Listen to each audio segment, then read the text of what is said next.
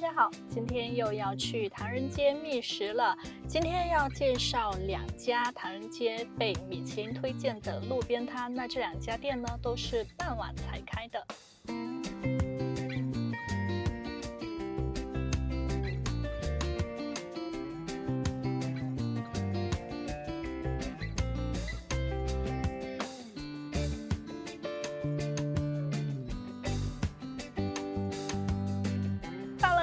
第一个小摊了，第一个小摊呢就在我身后的这个小弄巷里面。今天要介绍的这2家小摊，他们都不在唐人街的主干道上。如果是开车过来的话，可以把车开到餐厅附近，然后在路边找一个空位停下来就可以。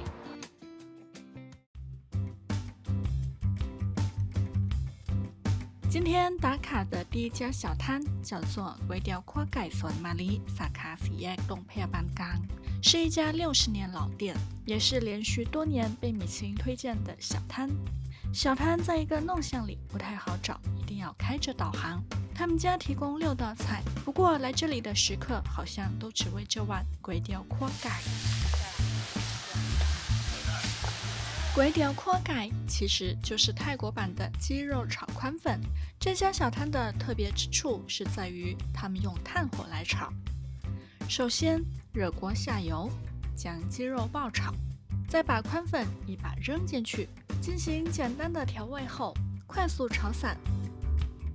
还得砸一个笨鸡蛋进去，和里边的宽粉一起炒个底朝天，不断颠锅翻面，让宽粉两边的表层均匀受热，炸至香脆。这就是ก๋วยเตี๋ยวคั่วไก่。如果你不喜欢炒蛋，可以试试另一款炒粉ก๋วยเตี๋ยวอบไก่。这款粉的制作和ก๋วยเตี๋ยวคั่วไก่异曲同工，只是讲究给笨鸡蛋留个全湿。打入鸡蛋后，迅速盖上锅盖，焖个10秒钟，就是ก๋วยเตี๋ยวอบไก่。虽然是路边摊，但人气很高。我5点半到店，足足等了将近1个小时才吃上。他们家这边的话是有3家卖这个炒粉的店，然后都是相连着的。那他们家是中间的这一家，也是年头比较久远的一家了。他们家人的话是很多的，有可能会需要拼桌。如果不想要拼桌的话呢，就一定要跟店员说清楚。但也有可能在你要求之后，还是不得不和别人拼桌。我今天点的炒粉类型是ก๋วยเตี๋ยวคั่วไก่。炒粉外脆里嫩，鸡蛋的鲜香与宽粉完美融合，再加上炭火烹饪，散发出浓厚的烟火气。除了炒粉，我还尝试了他们家的鸡肉汤，可惜汤和鸡肉都略显平淡。这个粉的味道也还是值得一试的，但是这个汤的话呢，味道就很一般，不是很推荐。今天的小吃点的是炸鸡皮，现炸的鸡皮金黄酥脆，咬下去时会发出清脆的声音。搭配甜辣酱汁，味道更加丰富。在去下一家店之前，我们先来学习一下今天的这个泰语小课堂。这周继续教大家关于乘车的句子。在泰国搭出租车时，经常会遇到不打表的司机。为了避免纠纷，我们可以在上车前就向司机确认，询问司机是否打表，可以说กดมิเตอร์ไหมกดมิเตอร์ไหมกด是按的意思，meter 是从英语中音译过来的词，指的是计价表。买就是吗？กดมิเตอร์ไหม按计价表吗？打表吗？如果上车后司机没有打表，可以说กดมิเตอร์หน่อยค่ะกดมิเตอร์หน่อยค่ะกดมิเตอร์หน่อยค่ะ是请按计价表的意思。这个说法相对委婉，不至于引起司机的不满。另一种比较强硬的说法是กดมิเตอร์ด้วยค่ะกดมิเตอร์ด้วยค่ะ。这2种说法只有1个词的区别，但是表达的情绪完全不同。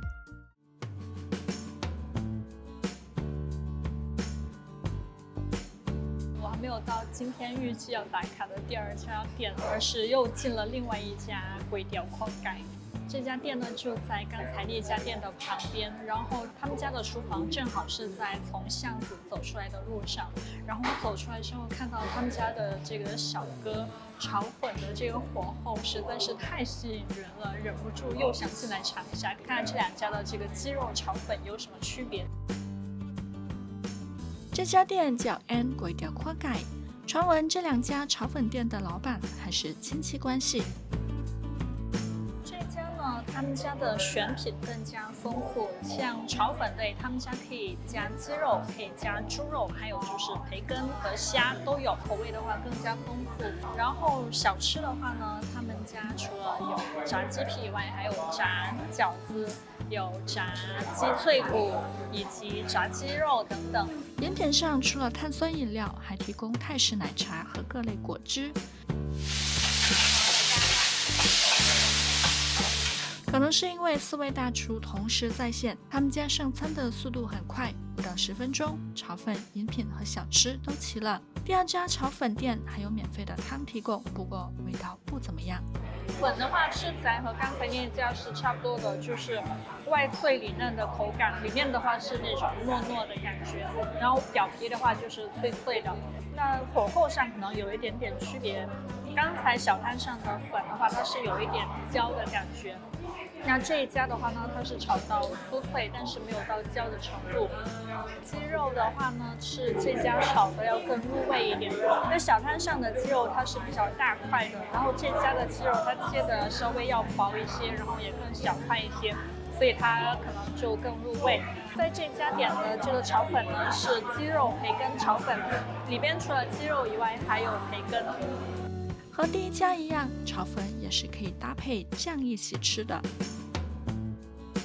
这个炸饺子和我想象的不太一样，它这个是泰式风格的饺子。他们家的泰式奶茶味道不算是特别浓郁，价格也不贵，1杯40泰铢，相对来说还算可以。我在第2家店点了一份炒粉、1杯奶茶，还有一份小吃，消费了150泰铢。价格的话，其实是和路边摊那一家是不相上下的。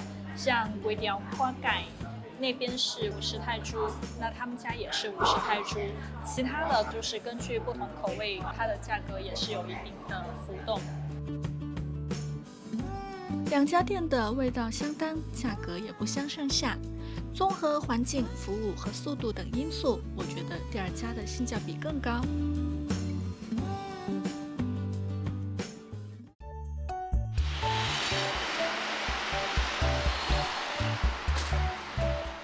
最后一家小摊叫温烤ผัดปู，是一个有着40年历史的路边摊。别看小摊不大，但炒饭时炒锅和锅铲发出的碰撞声可是响彻整条街呢。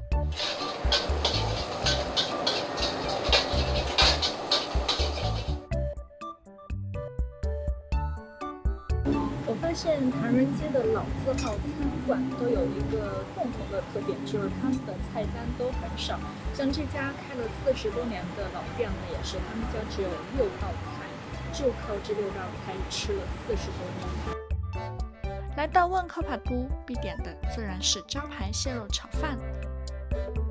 同样有很高热度的菜品，还有港式炒面和鱼肚汤。他们家平时排队的人挺多的，但是我今天运气比较好，来了就刚好有空位。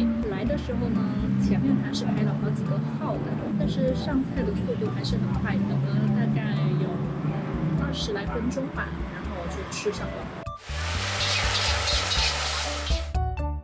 炒饭充满锅气，一定要趁热乎的时候吃。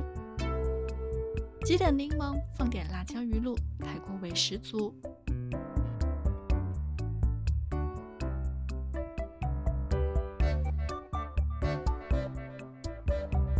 港式炒面的口味也是偏清淡型的，可以搭配店家的秘制芥末酱。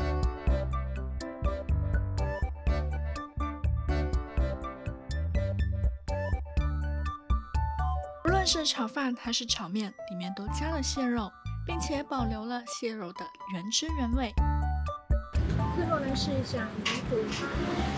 鱼骨汤是唐人街的一个标配美食之一，在唐人街会看到很多家卖这道汤的，在他们家也是几乎每一桌都会点一份这个鱼骨汤。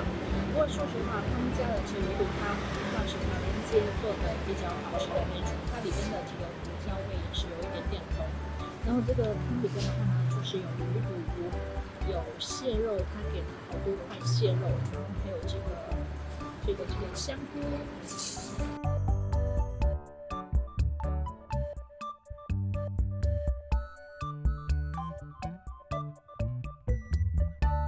我今天呢点了3个菜，每道菜都是100泰铢，加起来的话就是300泰铢。这个价格的话，在唐人街算是相对适宜的了。